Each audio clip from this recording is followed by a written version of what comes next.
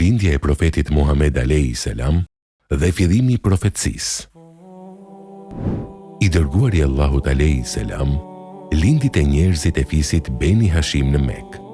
Ishte mëngjesi ditës së hënë, dita e 9, thuhet edhe dita e 12 e muajit Rabiul Ewel, në vitin e ngjarjes së elefantit. Data 9 është më e saktë, ndërsa data 12 është më e dëgjuar. Data e dytë bie më 22 prill të vitit 571, që Shifaja, bija Amrit, e ema e Abdurrahman ibn Auft, ajo që e priti foshnjën. Kur e lindi profetin a.s. doli prej së ëmës një dritë, prej së cilës shndërritën edhe pallatet e Shamit. Pastaj dërguan fjalë gjyshit Muhamedit a.s. Abdul Mutalibit për t'i dhënë lajmin e lindjes së Muhamedit a.s. Abdul Mutalibi erdhi me njëherë shumë i gëzuar, e mori foshnjën, e futi në qabe, e falënderoi Allahun, i bëri lutje atij dhe ja vuri foshnjës emrin Muhammed, i falënderuar, sepse shpresonte që të falënderoj. Pastaj theri kurban për lindjen e tij dhe në ditën e 7 të lindjes e bëri synet dhe sipas zakonit arabëve shtroi një darkë për të. Kujdesari i tij ka qenë Eimen, robëresha e babait të tij Abdullahut.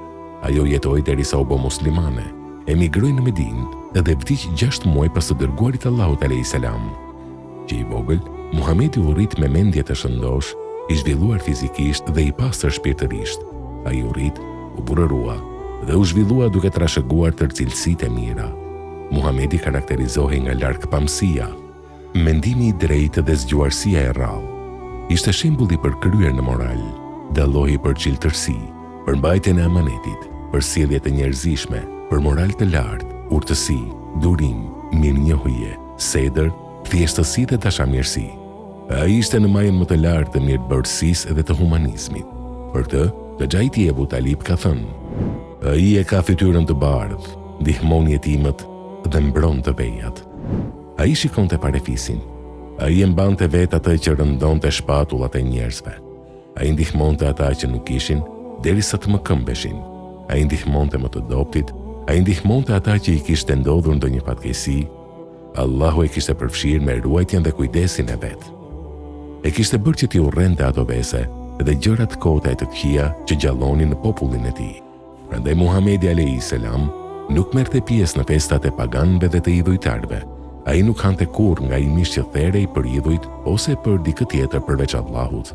Ai nuk i duronte dot betimet në Latin dhe Uzan, e jo më preket me dorë dhe afrimin tek ata. Ai u qëndronte pijeve alkolike më larg se të gjithë njerëzit dhe nuk shkonte për të dëgjuar muzikë. Ai nuk ka shkuar asnjëherë në vendet ku kalohej koha me gjërat kota apo në klube ku mblidheshin të rinjtë e ku takoheshin të dashuruarit në Mekë. Fillimi i profecisë dhe i shpalljes së zbulesës është muaji Ramazan, nata e Kadrit. Për këtë Allahu i Madhëruar ka thënë: ne e zbritëm atë, Kuranin, në natën e Kadrit, Surja Kadr 1. Hadithet e vërteta, autentike, na njoftojnë gjithashtu se ngjarja ka ndodhur natën e së hënës para agimit. Meqense nata e Kadrit bie në 10 ditët e fundit të muajit të Ramazanit në numër tek, dhe shkencërisht është vërtetësuar se dita e hënë e Ramazanit të atij viti ka qenë data 21, delse profecia Muhamedit a.s. ka filluar natën e 21 të muajit të Ramazan. Kjo datë bie më 10 gusht të vitit 610.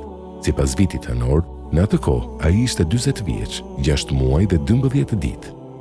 Sipas vitit diellor, i bie të ishte 39 vjeç, 3 muaj dhe 22 ditë. Pra profeti a.s. ishte në krye të 40 vjetëve sipas vitit diellor kur i ka ardhur profecia.